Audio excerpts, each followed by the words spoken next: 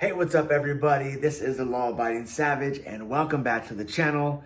As you can see in the thumbnail, today we are going to be talking about basically, did I comply? Did the Law Abiding Savage, USMC veteran, did I comply? Did I bow down? Did I give in to the ATF? Did I let them punk me out of my rights? Well, I mean, I guess that's kind of for you to decide. However, it's not the way I feel, to be honest. And today I want to go over that with you.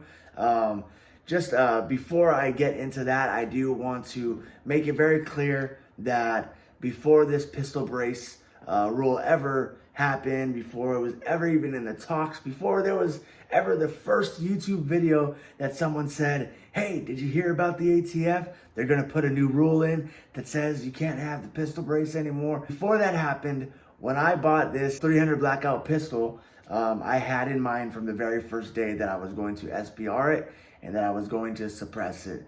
Yeah, let's get into, first of all, the specs on the rifle, and then we'll talk a little bit about the process that I had to go through. Boom, here it is. My 300 blackout made by Noreen Firearms. Great little gun, obviously. It's a little shorty. Let's go ahead and clear it. The chamber is cleared. This is an empty mag, I promise you. Let's go over the specs real quick. I know some of you guys that are watching might want to know a little bit about it. Let's start from the butt and we'll head over to the tip. It sounded kind of weird, but let's move forward. Okay, so the stock is a CTR made by Magpul. I also have an ambi charging handle. I honestly forgot the brand of it, but it works great. And I also bought an ambi safety selector, which if you watched my gun collection, you'll know that I can't stand this ambi safety selector. Yeah, I'm definitely going to switch it out with my favorite ambi safety selector, which is the Armaspec. It costs like 40 bucks and it works great. I have it on, actually, if you can see the AR-15 up there. I have the Armaspec ambi safety selector on that guy and it works awesome. The grip is still factory grip. And let's see, I put a couple pop-up sights on here. And today I actually put the vertical grip on as well as the stock.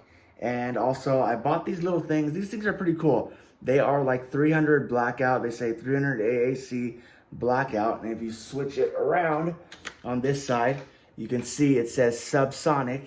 And the reason that I think these are important to have, these mags are the same mags that you're gonna use for your 5.56 223 rounds. However, you do not want to, let me repeat, you do not want to mix up your 223 5.56 rounds with your 300 blackout firearm because you shoot it through that thing and you're gonna have a problem. And so these are cool. They just kind of help you identify which magazine is which. I guess it's just kind of another cool way to know for sure that you have 300 blackout in here and not 223 5.56.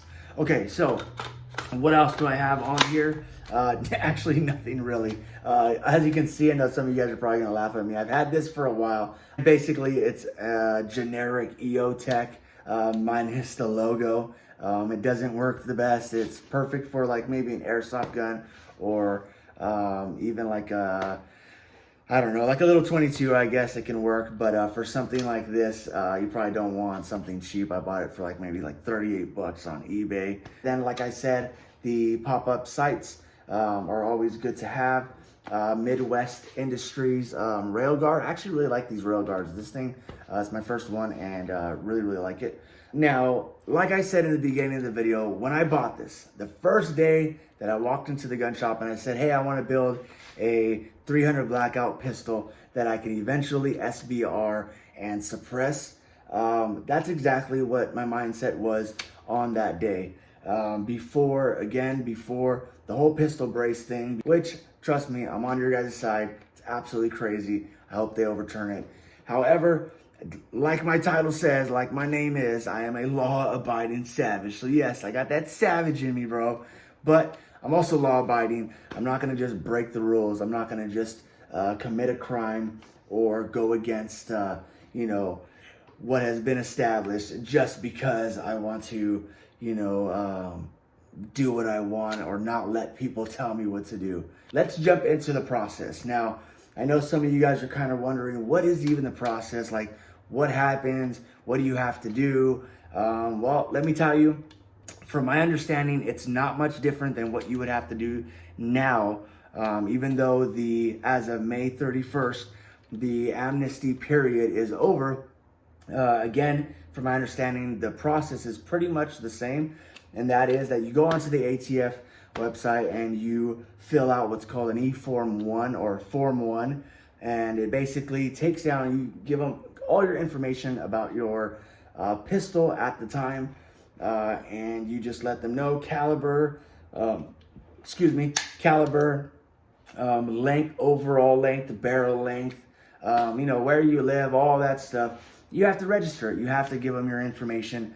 Oh, before I forget, you also have to get fingerprinted. Now, what I did, I was online, I was doing the e-form, and it says upload your fingerprints. Well, I didn't have any fingerprints to upload, and from my understanding, you can do like electronic fingerprints. I didn't have the machine, and I didn't have them already available. So when I got done with the form, I got an email right away saying, hey, you have, I believe it was 8 days or 10 days from the time you filled out the form to send over your fingerprints.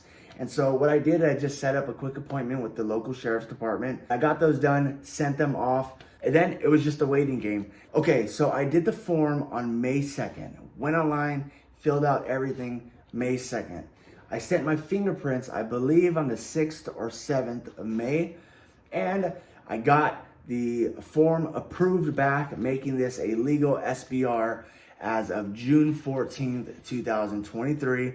So it took about, what is that? I think a month and 12 days or something like that. I think a month and 12 days to get back my my SBR approval. And I got the email back this morning. I was super excited. I had already bought my stock that I knew I wanted to put on there.